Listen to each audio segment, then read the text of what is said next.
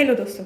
आजकल एक चीज़ हमारे यंगस्टर्स में देखी गई है कि जब भी किसी की मैरिज की बात आती है तो उनके माइंड में ये आता है कि क्या मैरिज करना सही है और मैं किस तरीके से अपने लिए एक सही लाइफ पार्टनर चुन सकता हूँ या चुन सकती हूँ। राइट। हम आज इसी टॉपिक पर बात करने वाले हैं। जब भी आपको इस कंडीशंस में इस कंडीशन का सामना करना पड़े कि मैं किस तरीके से एक सही लाइफ पार्टनर चुनूँ या फिर मैं किस तरीके से एक सही साथी को चुन सकता हूँ, तब आप थोड़े से कंफ्यूज हो जाते हैं कि क्या मेरे लिए सही है और क्या मेरे लिए गलत है। क्योंकि अगर आप लव मैरिज कर रहे हैं तो उस टाइम पे तो आप उस लड़की से कई सालों से मिले हुए होते हैं, एक दूसरे को बहुत अच्छे से जानते हैं, समझते हैं, सारी चीज़ें होती हैं। वहीं अगर आप अरेंज मैरिज कर रहे होते हैं तो आपके माता पिता के द्वारा आपको 2 से 3 ऑप्शन दे दिए जाते हैं, जिसमें आपको ये कहा जाता है कि आपको इन दोनों तीनों लड़कियों में से या इन दोनों तीनों लड़कों में से चुनना है कि क्या सही है, और तुम जल्दी से जल्दी डिसीजन लेके हमें बताओ ताकि हम आगे नेक्स्ट स्टेप करें।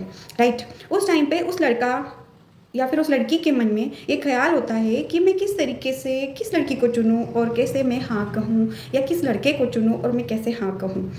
उस टाइम पे दोस्तों मैं आपको बताना चाहूँगी कि जब सबसे पहले आप अपने पार्टनर से मिलते हैं तब उस टाइम पे आप ये देखिए कि अगर वो जो लाइफ पार्टनर है वो आपके परिवार को या आपके घर को सही तरीके से समझने की कोशिश कर रहा है, या फिर उसका जो वे ऑफ थिंकिंग है वो आपसे मैच कर रहा है थोड़ा सा भी, तो आप हाँ कह सकते हैं।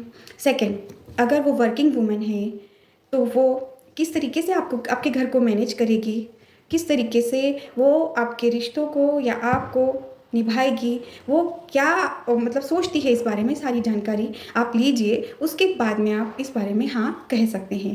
थर्ड पॉइंट जो है, अगर वो वर्किंग वूमेन है तो वो कैसे आगे अपनी लाइफ में चाइल्ड प्लानिंग करेगी, किस टाइम पे वो चाहती है कि वो कितने दिन बाद में प्लानिंग करेगी, इस चीज़ के बारे में भी आप बात कर सकते हैं। जो ये बात आप कर सकते हैं 2 से 3 बार मिलने के बाद। राइट। इसके अलावा अगर आप इस चीज़ पर जाते हैं कि लड़की या लड़का दिखने में कैसा है और उसका बिहेव, आप इस पे ध्यान नहीं देते हैं, तो यहाँ आप सबसे बड़ी भूल कर रहे हैं।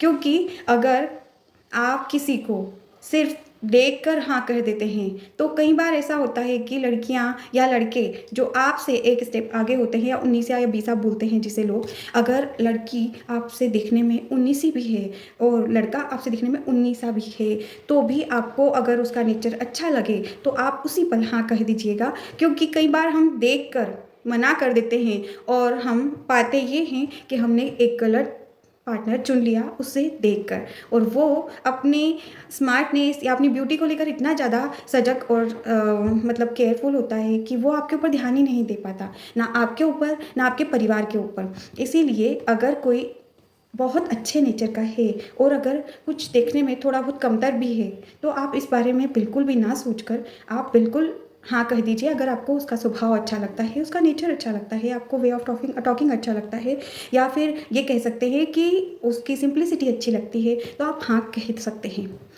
फोर्थ पॉइंट आता है कि उस लड़की का अगर फैमिली है तो वो किस तरीके से फैमिली बैकग्राउंड से है, अगर वो जॉइंट फैमिली से है या फिर वो सिंगल पेरेंट्स हैं, या फिर वो एक मतलब सिंगल अपने हॉस्टल वगैरह में रही हुई है, तो वो किस तरीके से क्या सोचती है वो रिश्तों के बारे में। आप इस बारे में ज़रूर उस लड़की से बात करिए, आपको पता लगेगा कि किस तरीके से वो उन चीज़ों को ले रही है जिन चीज़ों को आप जी रहे हैं। क्योंकि होता ये है कि एक ही परिवार के 2 से 3 बच्चे, अगर एक ही परिवार के 2 से 3 बच्चे जिनके माता पिता सेम हैं, उसके बावजूद भी उनका नेचर अलग होता है, तो आप किसी एक अनजान किसी अदर परिवार की एक लड़की को लेकर आने वाले हैं तो आप उससे ज़्यादा एक्सपेक्ट नहीं कर सकते कि वो आप ही की तरह होगी। राइट। क्योंकि उसकी परवरिश अलग है, उसका रहन सहन खान पीन सारी चीज़ें अलग है, तो उसे निभने के लिए थोड़ा सा आपको टाइम देना होगा, थोड़ा सा उसे ढलने में टाइम लगेगा, ये चीज़ आपको समझनी होगी। राइट। और वही चीज़ मैं लड़कियों के लिए भी कहूँगी कि अगर आप किसी अदर फैमिली में जाते हैं तो वो लोग बहुत अलग तरीके से रहते हैं, उनका रहन सहन खान पीन सारा बहुत अलग है।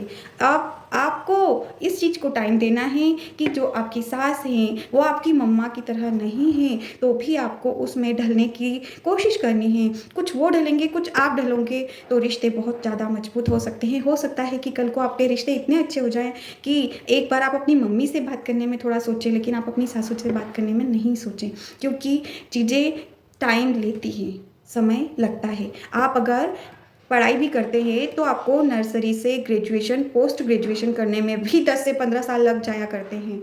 तो आप खुद सोचिए, क्या आप बचपन में ग्रेजुएशन कर सकते थे? नहीं कर सकते थे। ये जो ग्रेजुएशन है ये टाइम लेती है, तो क्या रिश्ते जो कि ज़िंदगी भर निभाने वाली चीज़ है वो टाइम नहीं लेंगे? बिल्कुल लेंगे। हाँ, आपको उसको टाइम देना पड़ेगा। हर चीज़ में टाइम लगता है। हो सकता है किसी को साल भर लगे, किसी को 2 साल लगे, किसी को 5 साल लगे, या फिर हो सकता है कि वो 8-10 साल बाद चीज़ों को समझे, क्योंकि चीज़ें आपस में समझना पड़ती हैं। रिश्ते निभाने के लिए, रिश्तों को निभाने के लिए टाइम लगता है। चीज़ें, सबका नेचर अलग-अलग है। इन सब चीज़ों में थोड़ा-थोड़ा टाइम लगता है। आपको अपने माइंड को सेट करके रखना होता है कि हाँ, ये एक नई लड़की मेरे घर में आई है, इसे थोड़ा-सा टाइम लगेगा, जो कि धीरे-धीरे ढल जाएगी। वो एकदम से आप में नहीं ढलेगी, आप एकदम से उसमें नहीं ढलेंगे, राइट? इसलिए थोड़ा-सा अपने आप को, अपने मेंटल लेवल को इस तरीके से बना के रखिए कि हाँ, एक दिन आएगा जब हम एक बहुत अच्छी बॉन्डिंग बनाकर हमारे रिश्ते को निभाएंगे। हाँ दोस्तों, हमारे विचार एकदम से किसी से नहीं मिलेंगे, ना ही हमारा रहन-सहन या फिर खान-पीन एकदम से किसी से मिल सकता है। हर चीज़ में थोड़ा-थोड़ा समय दीजिए। हो सकता है कि कल को आप एक बहुत अच्छे रिश्ते के रूप में सामने आएँ। Thank you. इसी तरह की वीडियोज़ के लिए मेरे चैनल को लाइक, शेयर और सब्सक्राइब ज़रूर कीजिए। Thank you so much.